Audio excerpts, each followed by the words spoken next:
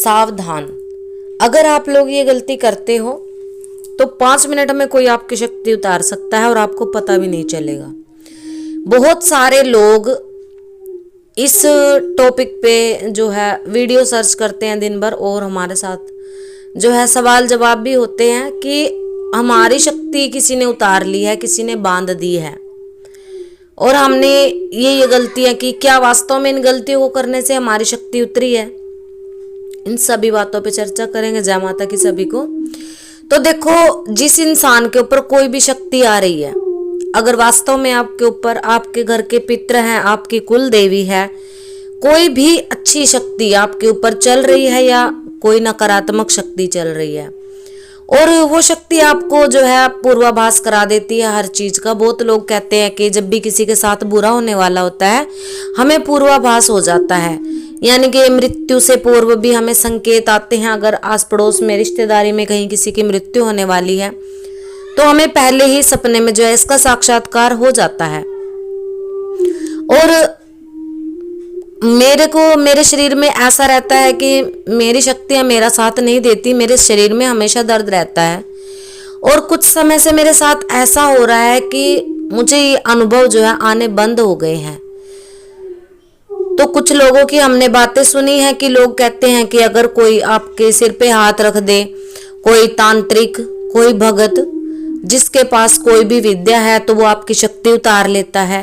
और कहीं हम अगर रास्ता चलते हमें कोई साधु मिल जाए, कोई बाबा मिल जाए, हम अगर उससे किसी भी दुख का, किसी भी तकलीफ का झाड़ा लगवा लेते हैं तो भी वो हमारी शक्ति झाड़े के माध्यम से जो है उतार लेता है। देखो, कहीं ना कहीं ये बात उतनी सत्य नहीं है जितनी आप लोगों ने सुनी है। शक्ति उतारी जाती है, पर इतना नहीं है कि आपकी पूरी की पूरी शक्ति को कोई उतार ले।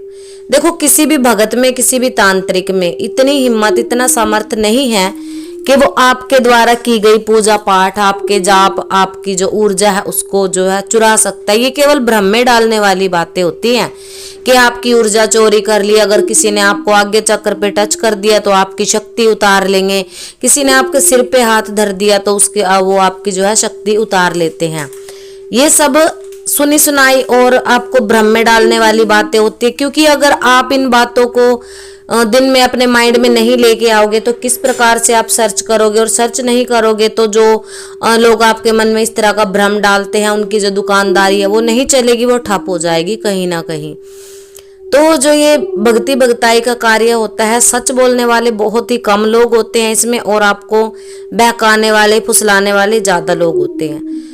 तो अगर हाँ, कई लोग ये भी कह देते हैं कि जैसे हम कहीं किसी से अपना सैलून में चले गए हैं, बाल कटवा लिए हैं, नाई की दुकान पे गए हैं, तो अगर हमारे बाल वहां पे हम छोड़ के आ जाते हैं तो हो सकता है कि हमारे बालों के माध्यम से हमारे ऊपर क्रिया हो जाए। और अगर हम किसी नकारात्मक शक्ति वाले इंसान से अपना फेशियल वगैरह करवा लेते हैं तो हो सकता है उंगलियों से, जो उंगलियों के पोरे होते हैं, उससे नेगेटिविटी हमारे अंदर आ जाए। तो ऐसा नहीं है। अगर ऐसा करोगे तो देखो, इन चीजों का कहीं ना कहीं हर इंसान को, समाज में रहने वाला इंसान है जो है, बाल भी कटवाने पड़ते हैं, चाहे लेडीज हो चाहे जेंट्स हो। और अपना जो है सुंदरता को बरकरार रखने के लिए कहीं ना कहीं सालों में पार्लर में आपको जाना ही पड़ता है। तो छोटी छोटी बातों के वहम में आप मत आओ। अगर आप पूजा पाठ करते हो तो एक इंसान अब साधुओं की तरह जटा बढ़ा करके या दाढ़ी बढ़ा करके तो रखेगा नहीं। देखो, हर किसी को जो है हक होता है। हाँ, आप इतना कर सकते हो, अगर आपको शक हो रहा है, शंका हो रहा है, आप पूजा पाठ करने वाले हो, आपने बाल कटवाए हैं कहीं पे जा करके, तो आप अपने बालों को जो है साथ में लेकर के आइए।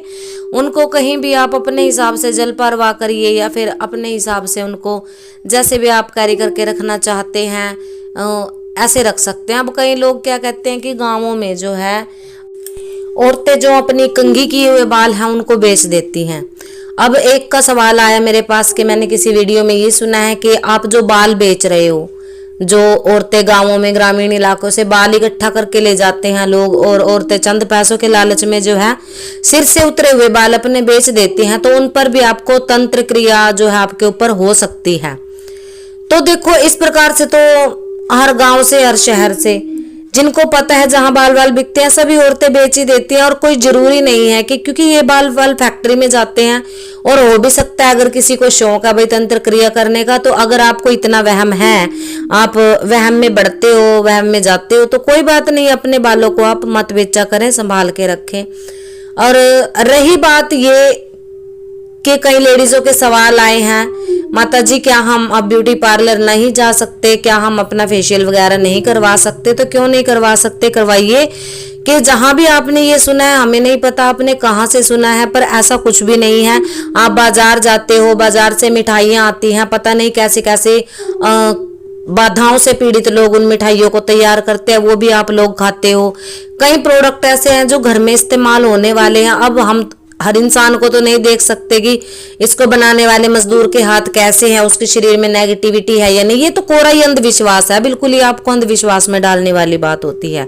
तो इन बातों में ना जाए। इस तरह से तो इंसान कुछ खा पी भी नहीं सकेगा। ऐसे तो हर इंसान डर डर के ही मर जाएगा कि मुझे बाल नहीं कटवाने। वो क्या अब साधुओं की तरह, राक्षसों की तरह लंबे बाल करके तो इंसान घूम नहीं सकता। आप कटवाओ, अगर आपको वहम लगता अपने बाल लेकर के आओ।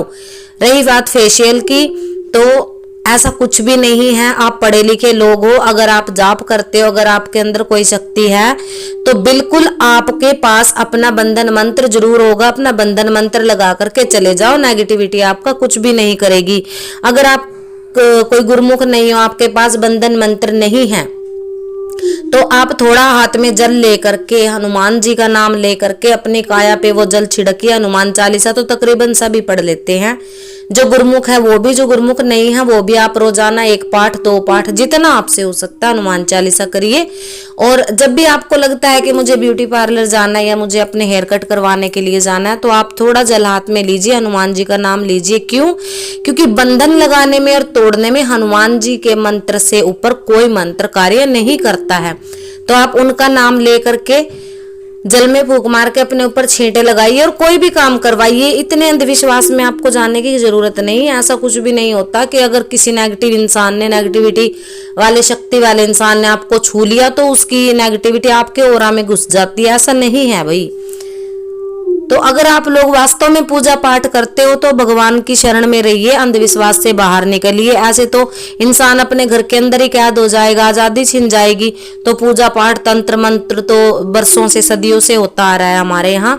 पर जितना आजकल आप लोगों का दिमाग, बुद्धि खराब कर दी गई है, इससे बचो, इससे बचो। अपनी पूजा पाठ एक जगह है, समाज में रहना अलग बात है। और रही अपनी दैनिक क्रियाएं, आपकी जो है हर इंसान की जो दैनिक आपकी जरूरतें होती हैं, कोई भी इंसान साफ सुथरा रहना पसंद करता है। तो इसमें आपको वहम वाली, डरने वाली कोई बात नहीं। अगर वहम है तो आप जैसा हम बताते हैं ऐसा करिए, उनका नाम लेकर के छींटा लगाइए। और ये बंधन आप खोलना भी होता है। जब आप वहां से आए तो जल लेकर के उसमें हाथ में और संकल्प लेके अपना बंधन आप खोल भी सकते हो। और अगर आपको फिर भी यहाँ पर कुछ रह जाता है कि नहीं, ऐसे हमारी चालीसा जो हम इतना शुद्धता से या फिर सच्चे मन से नहीं पढ़ सकते, क्या पता सिद्ध है या नहीं, तो आप किसी गुरु से जुड़िए, बंधन मंत्र लीजिए। अगर आपको वहम है, देखो हम भी भगत हैं, हम भी सभी क्रियाएं करवाते हैं, हेयर कट भी करते हैं, सभी क्रियाएं होती हैं। तो ऐसा कुछ भी डरने वाली बात नहीं होती है। तो सभी को भाई जय माता की।